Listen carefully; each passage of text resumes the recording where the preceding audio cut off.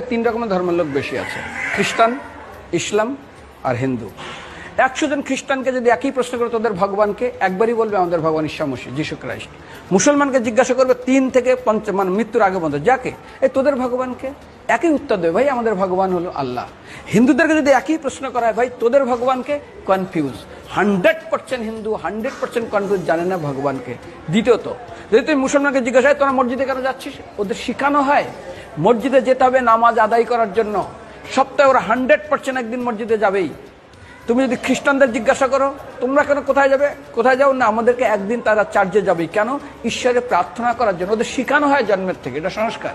আর হিন্দুদের যদি জিজ্ঞাসা করে তোমরা মন্দিরে কেন যাচ্ছ, হ্যাঁ আমার ছেলের বিয়ে হচ্ছে না, আমার মেয়ের বাচ্চা হচ্ছে না, আমার বাবা হসপিটালে আছে, কালকের আমার মামলার ডেট আছে, আমার ব্যবসা খুব খারাপ, আমার শরীর খুব খারাপ।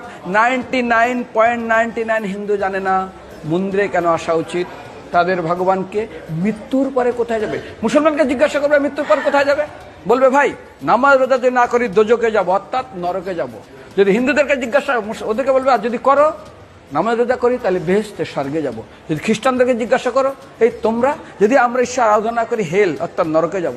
যদি বলা হয় যদি করো ঈশ্বর আরাধনা তাহলে তোমরা হেভেন স্বর্গে যাব। আর হিন্দুদেরকে বলে যে তোমরা মরার পরেই 99% হিন্দু এটাই বলে, মিথ্যাই বলে আমার বাবার সাজ্ঞানে স্বর্গে গিয়ে বসেছে। তোর বাবাকে